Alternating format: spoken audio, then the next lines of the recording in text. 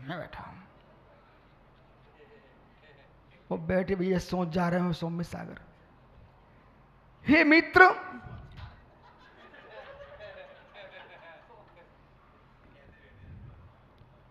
बेचारे ऐसे बैठो, पता कितने दिन से पिट रहा है, कुट रहा है, क्या है।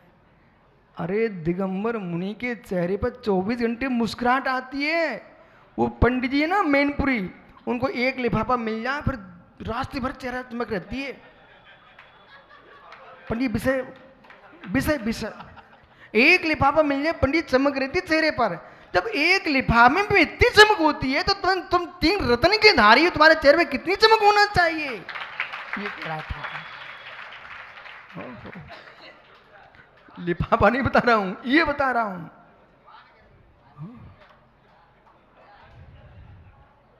आइए, यानी घड़ी। नमो ऋषि।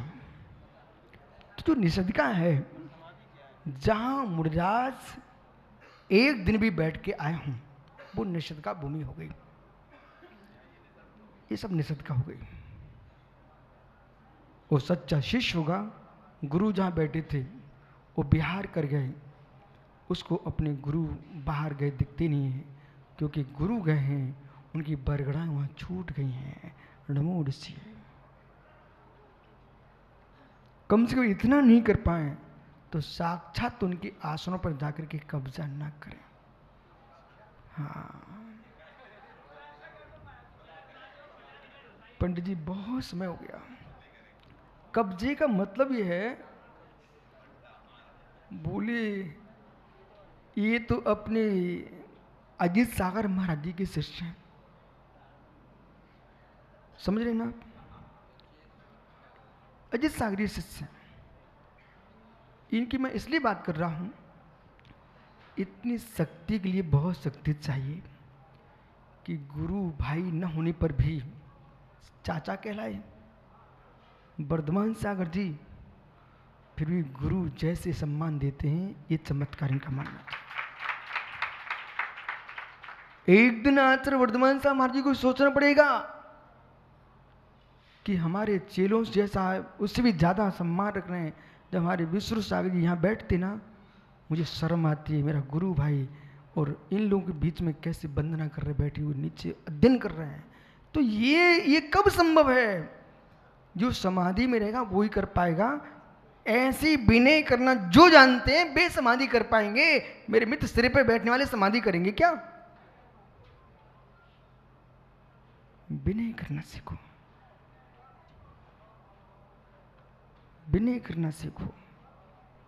विनीन विना निष्फला विद्या यते सकलम। हे यति, विनय के अभाव में सारी विद्या तेरी निष्फल है। ऐसा मरणकंडिका ग्रंथ में लिखा है। कहां लिखा? मरणकंडिका ग्रंथ में लिखा है। वो इनकी जिनमती अम्मा ने उसकी भी हिंदी की है। समय निकालो, अध्ययन करो। कल मेरे पास उपदेशाई 2 ग्रंथ आए और श्वेतांबर कोई मुरजाज ने भेजे हैं, कोई वरुण मुनि करके उन्होंने भेजे हैं। उनको भी लगता भाई कोई अध्ययन करने वाला होगा। मैंने कल ही पढ़ना शुरू किया और मैं इतना गदगद हुआ हमारे दिगंबर आचार्यों के ऊपर कि बिल्कुल आप लोग ये मत कहना कि हम लोगों के पास कुछ नहीं है। प्रश्न व्याकरण सूत्र आया हमारे पास कल। मैं बहुत दिन से खोज में था, पर जो मैं कहूं वो काम नहीं होता, जो मैं सोचूं वो काम होता है। ग्रंथ आ गए सहज, पर जैसे मैंने पहले ही पन्ना पलटा, श्री धवला जी का रेफरेंस, राजवार्ती के रेफरेंस जब ये देखा, हमने मालूम आखिर में उनको लिखना पड़ गया अमर मुनि के लिए कि वर्तमान में प्रश्न व्याकरण ग्रंथ है वो ना दिगंबर आमना का मूल ग्रंथ है ना श्वेतांबर आमना का मूल ग्रंथ है। ये बाद में लिखा गया ग्रंथ है, क्योंकि प्रश्न व्याकरण जो सूत्र है उसमें तो उन विद्याओं का प्रयोग है। हुम फट स्वाहा, उन विद्याओं का प्रयोग है। संपूर्ण तंत्र मंत्र जादू टोना इन सबकी व्याख्या जो है ना वो प्रश्न व्याकरण सूत्र में है। इसके साथ साथ संबर आदि आश्रव तत्वों की भी व्याख्या है, लेकिन वर्तमान में जो ग्रंथ है उन्होंने वो वाला भाग वहां से हटा दिया है पूरा, जिसमें तंत्र मंत्र जादू टोना है वो भाग उसके अंदर नहीं है। जो अवशेष है वो मात्र आश्रव और संबर तत्व की व्याख्या करने वाला की प्रधानता से व्याख्या कर रहे हैं। इसी प्रकार से आर्य मंचू नांगस्ती नाम के आचार्य, मैं इसलिए नाम सुना रहा हूं, कम से कम ये हमारे श्रावक और मुनिराज प्राचीन आचार्य योगियों के नाम सुनकर ये पता करें कि किस प्रकार से यतियों के अंदर ज्ञान की ललक थी। और ललकने जो है, बगल में पटना है आपके पाटलिपुत्र, पूरी वाचनाएं श्वेतंबर वाचनाएं बल्लवी पाटलिपुत्र माथुरी, ये 3 वाचनाओं का ही इनके अनुयोग हैं। जो द्वासांग वर्तमान में श्वेतंबर परंपरा में है, दिगंबर परंपरा कह रही है मेरे मित्र जो मूल सिद्धांत थे उनका विलोप हो चुका है। अब हमारे पास आगमों के अंश हैं, पर वे हमारे अंश इतनी मान है उसमें कोई निर्दोष नहीं है, निर्दोष है।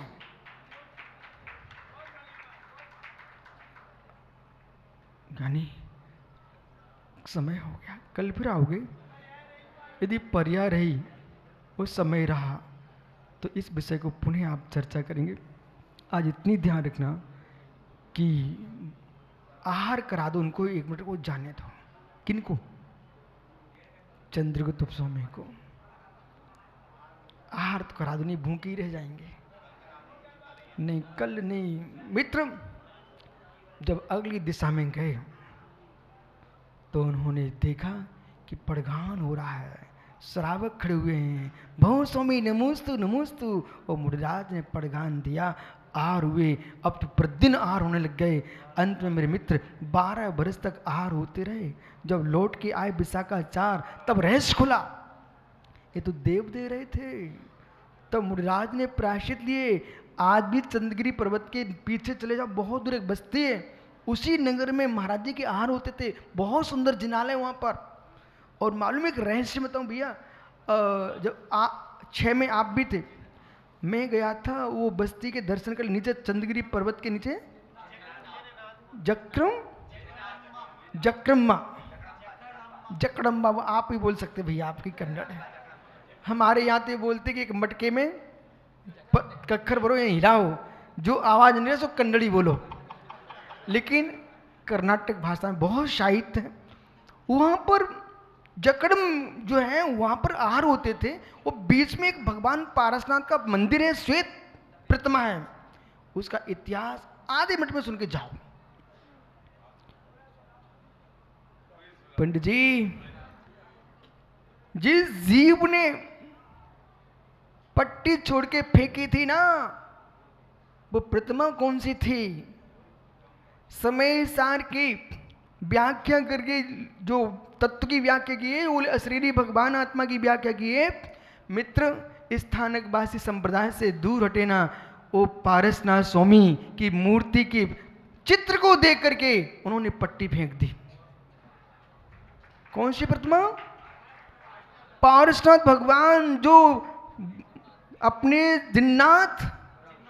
जिन्नाथपुरम के जो पारसनाथ हैं, उन भगवान की तस्वीर यानी फोटो को देख के उनके सामने उन्होंने दिगंबरत्व को स्वीकार किया है। ये दिगंबर मान है, आज भी है, आगे भी रहेगा, भूत में भी था। जब तक अवनी अंबर है तब तक दिगंबर है, और जब से अवनी अंबर है तब से दिगंबर है। इसमें आँच आने वाली नहीं है। कोई कुछ भी मत घबराओ कि 50 साल तक जैन धर्म है कि 100 साल तक है, ये भूल जाइए। ये मित्र, जब तक पृथ्वी है तब तक जैन धर्म था, है और रहेगा। आत्मा स्वभावम परिभाव भिन्नम, आत्मा स्वभावम परिभाव, आत्मा का स्वभाव प्रभाव सत्यन महावीर स्वामी की